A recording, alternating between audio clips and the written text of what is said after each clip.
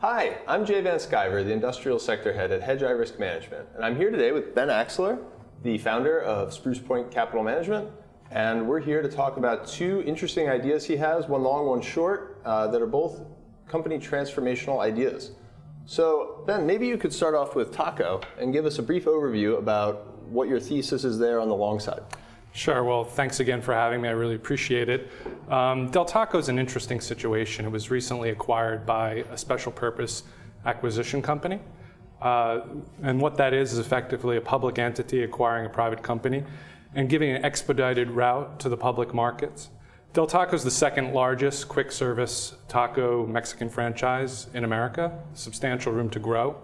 We like it for a few different reasons. Number one, it's undervalued relative to the peers. We think that reflects the risk that the transaction doesn't close. It's expected to close in about a month. We see that risk is fairly low, given a high majority of the stock is owned by investors that are in it to close the transaction. And furthermore, we like the management team behind it. So it's been sponsored by a fairly successful management team out of Chicago that has a lot of experience in the food service group that built an entity to $1 billion of revenues, and they have a substantial amount of skin in the game. If you look at the sponsor, the Levy family, along with the Del Taco management, they own about 20% of the equity. And so we like to find companies typically where we have proven operators with a lot of skin in the game, an equity that sells at a discount to the market with a big runway for growth. So Ben, the difficult question we'll just throw out there at the beginning is, why would I buy a fairly mature restaurant concept trading at about 12 times EBITDA? And hat tip to Howard Penny for the first difficult question. Well, you say it's mature, but it's mature in a certain market. So Del Taco is also a regional to national story. Majority of the franchises and the company-operated restaurants are in California and in the Southwest. The goal now that the company has refinanced some of its high-cost mezzanine debt and has a newly flexible capital structure will give it the financial flexibility to now grow organically from the Southwest through the Midwest and to the Northeast. So I look at it as a revitalized franchise, one that has gone through a turnaround that is showing incredibly good signs of succeeding. So let me give you some examples. Del Taco recently refurbished a lot of their company-owned stores and franchises, so there's a new look that signals freshness, a new color palette, very sharp. They also have revitalized the menu, so they have a new value strategy, a pricing tiered strategy. It's one of the few Mexican franchises and restaurants that still you can get a taco for under $1. So there's value there, and it sets them slightly apart from a Taco Bell or a Chipotle.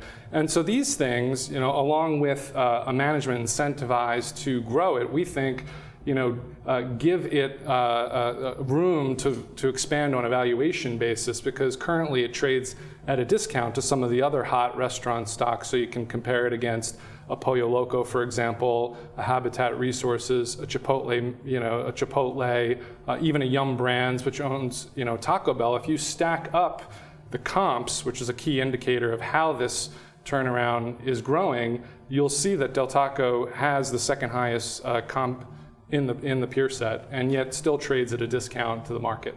So in that sense, you see it as a bit of a relative value play within this sort of hot, highly valued segment of the restaurant space. I think that's a fair characterization. I'm not here to tell you that restaurant stocks should be at 16 times EBITDA, or Shake Shack, for example, should be at 30 or 40, whatever it is. But I'm saying, if you believe that this is where the market is, then Del Taco is undervalued, and it's undervalued relative to its above market growth, its proven management team, and its opportunity to expand from 540 odd locations at the moment to upwards of 2,000. And I think there's some easy opportunities, if you believe what management says, just to double it within the existing market base and then grow it from there over time. What do you think about the recent minimum wage hikes in places like California and talk of broader minimum wage pressure? It's a key cost input in the restaurant space? Well, I think that's definitely something that has been on the forefront of certain investors' minds. And one thing I think that sets Del Taco apart is that if you look at their average ticket for what a customer comes in and purchases, about $6, $6.50. You look at a Chipotle, they're up at $12. Even look at a Taco Bell, they're closer to 7-ish. So what does that mean? That means that Del Taco has the opportunity to raise prices gradually. And these hikes that we're talking about, the minimum wage hikes in Los Angeles, California, they're phased in over time.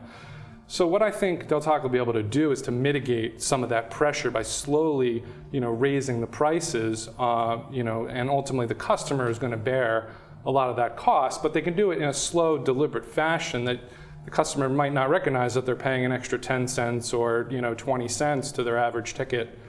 And I guess all the competitors will face the same sort of cost pressure in that sense, so it's a relative disadvantage. Well, I think there's one company, Pollo Loco, for example, that has an incredible amount of exposure to California and LA in particular. I forget the number off the top of my head, but it could be upwards of 40% of their locations are in Los Angeles. If you look at Del Taco and go to their website and do a search, I'm coming up with the fact that they have about 7% of their locations are in LA, so they're much underexposed to the LA price hikes than some of their peers. And yet again, Del Taco still would trade at a discount to Pollo Loco, even though it has faster comps, it has more runway for growth, we believe, and it also is growing faster.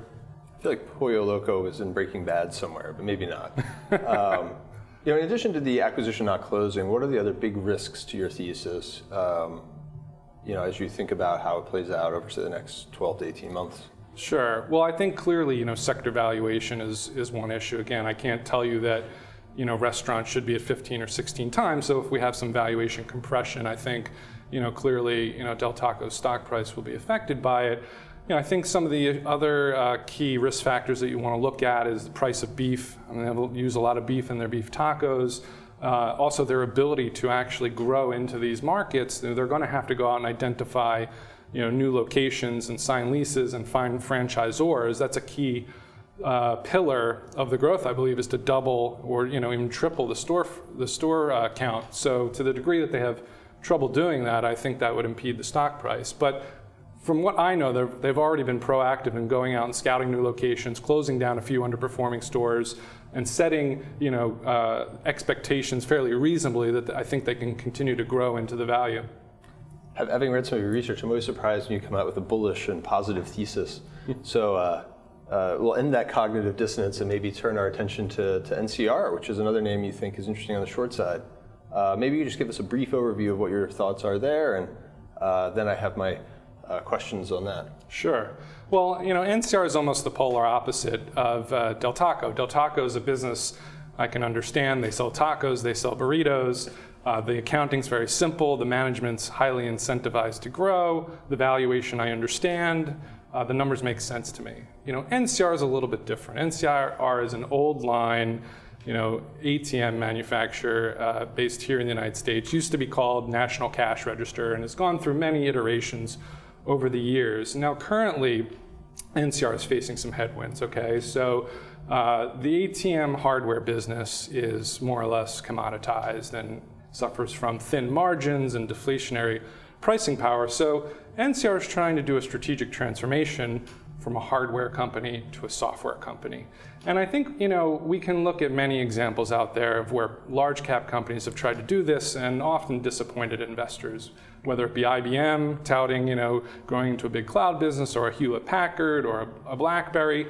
These transformations are just, fraught with some issues. And so, NCR has embarked on this, and I think there's many signs that the transformation is stalling and in fact, not working well. And what I come up with is I look at NCR as having had to make very expensive acquisitions to affect this strategy. So they went out and bought a few companies. Number one being Radiant, which is hospitality, product, a point of sale device where you might see in a restaurant or at a hotel. They've gone out and bought a company called Retalix, which has a retail solution that was used in Target that was linked to the big Target data breach. So there's some questions about that business. And a company called Digital Insight, which used to be Intuit Financial Services, was sold to a private equity company called Thoma Bravo last year. And then curiously, a few months later, flipped to NCR at a $600 million windfall gain to the private equity guys. And so that really caught my attention. Why is NCR paying a 5 times multiple for Digital Insight, a company that should trade at 2 times EBITDA. And well, because people in private equity need houses in East Hampton. Everyone needs a guaranteed return in America. And so, NCR's put these businesses together, paid a very rich multiple, about 3 times revenues for Retalix and Radiant, and I believe maybe 4 or 5 times, for Digital Insight. And there's very clear signs that these deals aren't working. And so if you peel back the layers of the onion, I find that NCR has almost no growth. And the acquisitions have ruffled some feathers. We've seen a huge amount of turnover at this very senior executive level last year. The chief legal officer, the CEO's right-hand executive, and then beneath those ranks, there's multiple other business head, unit heads that have left the firm. So you've had a huge suck of talent, out of NCR, and then.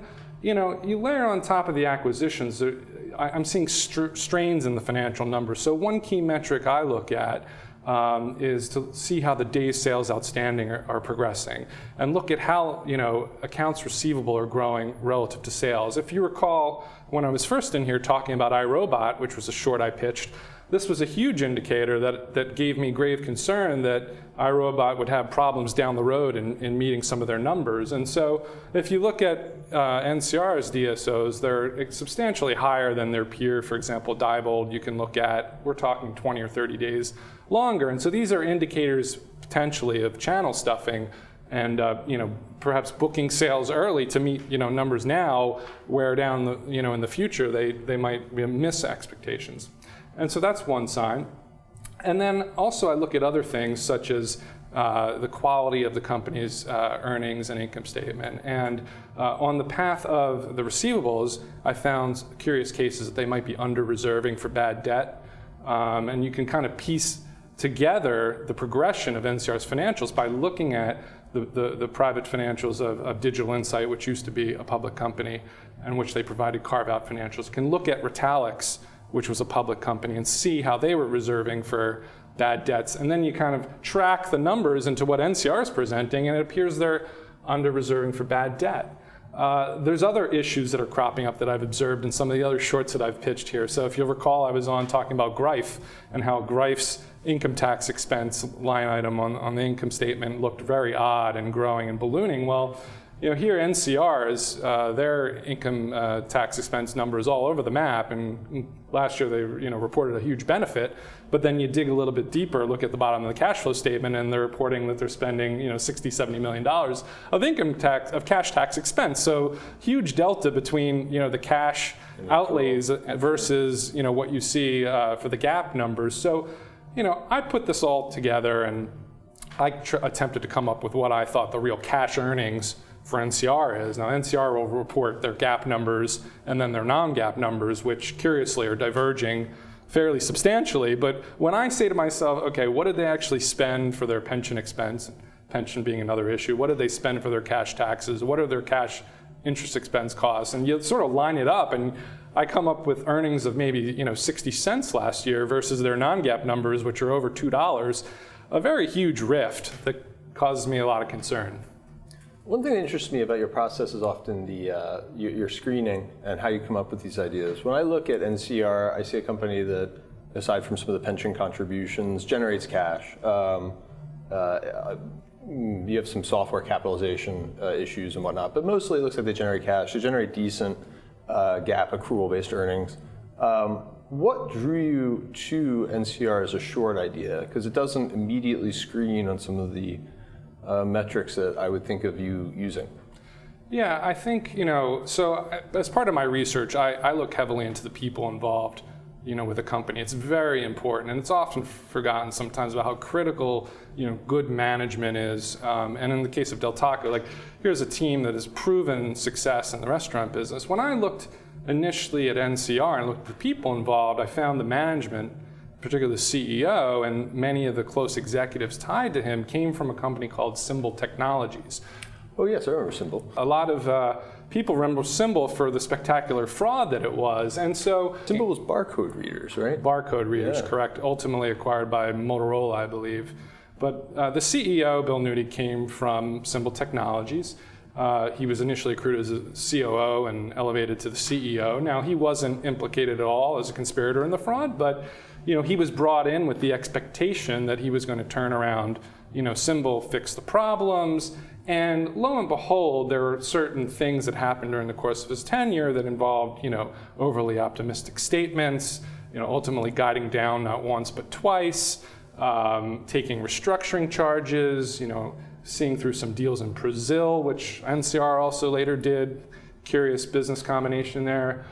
So I did a behavioral analysis to kind of see, what unfolded at Symbol and what's currently, unfolding at NCR, and they lined up pretty closely. And so that, gave me pause to take a step back and say, okay, well, I need to do a little bit more investigative research and digging to get beneath the numbers. And then when I started looking at the acquisitions, that gave me greater concern. And that, I benefited to a degree because some of the companies they acquired were formerly public, so I could go back and dig up financial statements and say, okay, well, this is what these businesses were growing, and this is what the margins were look like before they were acquired, and this is, how they look, pro forma in NCR's financial statements. Something's not necessarily lining up here. But just even taking a step back from that, how did you pick this management team to go and look at their backgrounds and whatnot? Do you actually start with Symbol and go forward? Do you look at a lot of management teams in sort of a screening process, or how do you approach that kind of idea generation? Yeah, I track people and businesses. I've been in the market for a long time myself. I'm familiar with NCR's story and trajectory, and it was a spin out a number of years ago. Then they spun out Teradata.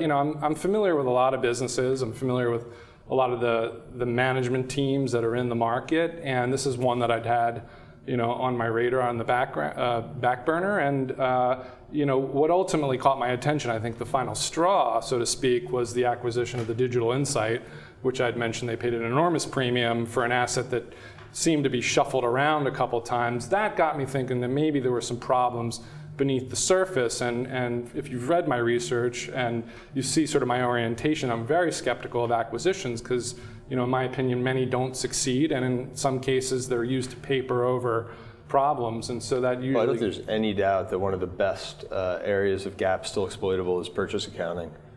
Cost allocation. I mean, the flexibility is really very helpful if you need to make numbers or you're in a sort of a growth generation problem period for management. So no, I think looking for bad acquisitions or questionable acquisitions is a very reasonable screening approach.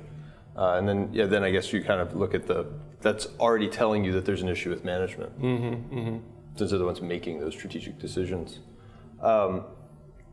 What do you think is the most likely outcome? So NCR is in a strategic evaluation period. What do you think comes out of that evaluation?